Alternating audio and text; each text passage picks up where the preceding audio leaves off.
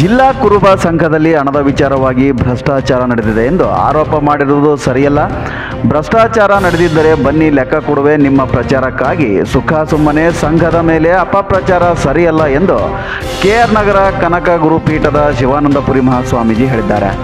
ಈ ಸಂಘದ ಬಗ್ಗೆ ನಿಮ್ಮ ಸಮುದಾಯದಲ್ಲಿ ಪರ ವಿರೋಧಗಳ ಆರೋಪಗಳನ್ನ ಮಾಡ್ಕೊಳ್ತಿದ್ದಾರೆ. ಇದು ನಿಮಗೆ ಗೊತ್ತಿರೋ ಸ್ವಾಮೀಜಿಯಾಗಿ ಯಾವುದು ಸರಿ ಯಾವುದು ತಪ್ಪು ಅದರ ಬಗ್ಗೆ ಸ್ವಲ್ಪ ಕ್ಲಾರಿಫೈ. ಸೇವೆ ಮಾಡುವಾಗ ಅಡ್ಡಿ ಆತಂಕಗಳು ಇದ್ದೇ ಇರ್ತವೆ. ತಪ್ಪುಗಳು ನಾವು ಹೊಟ್ಟೆಗೆ ಹಾಕ್ಕೋಬೇಕಾಗುತ್ತೆ.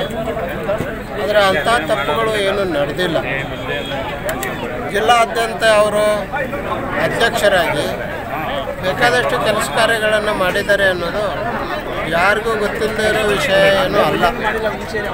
ಸಮಾಜದಲ್ಲಿ ದಾನ ಧರ್ಮ ಮಾಡ್ತಕ್ಕಂಥವ್ರು ಭಾಳ ಕಮ್ಮಿ.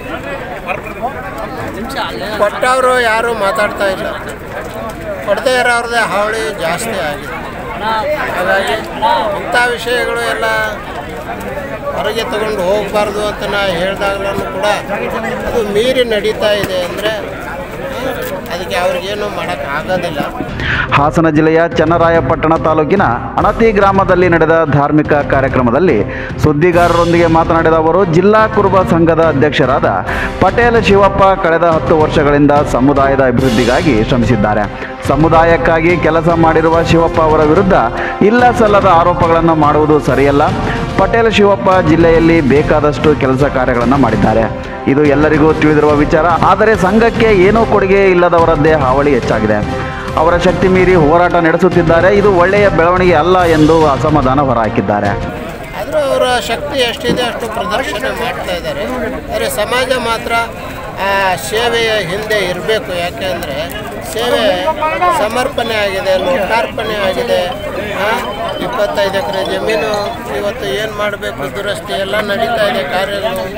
ಹಾಸನದಲ್ಲಿ ಸ್ವಾತಂತ್ರ್ಯ ನಂತರದಲ್ಲಿ ಅಲ್ಲಿ ಕೂರಕ್ಕೆ ನೆರಳೇ ಇರಲಿಲ್ಲ.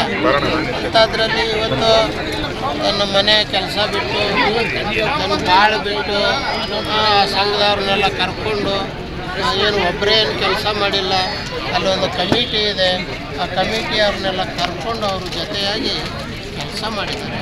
ಇಷ್ಟಾದ್ಮೇಲೂ ಅವರು ಕೆಲವರು ಹಾಗೆ ಆಡ್ತಾ ಇದ್ದಾರೆ ಅಂದರೆ ಸತ್ಯದ ಮುಂದೆ ಯಾವುದು ಕೂಡ ಆಗಲೇ ನಾನು ಹೇಳಿದೆ.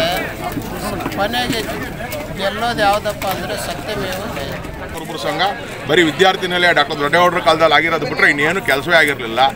ಈ ಅಪ್ಪ ಅಧ್ಯಕ್ಷರಾದ ನವಲೆ ಅಣ್ಣಪ್ಪನವ್ರ ಸಹಕಾರ ತಗೊಂಡು ಇಡೀ ಜಿಲ್ಲೆಯಲ್ಲಿ ಮಾದರಿಯಾಗಿ ಒಂದು ಸಮುದಾಯ ಭವನ ಮಾಡಿದ್ದಾರೆ. ವಿದ್ಯಾರ್ಥಿ ನಿಲಯನ ಉತ್ತಮ ಮಾಡಿದ್ದಾರೆ. ಏನು ನೀವು ಕೇಶವಮೂರ್ತಿ ಆರೋಪ ಮಾಡ್ತಾರೆ, 1 ರೂಪಾಯಿನ ಈ ಸಮಾಜಕ್ಕೆ ಅವ್ರ ಕೊಡುಗೆ ಏನು?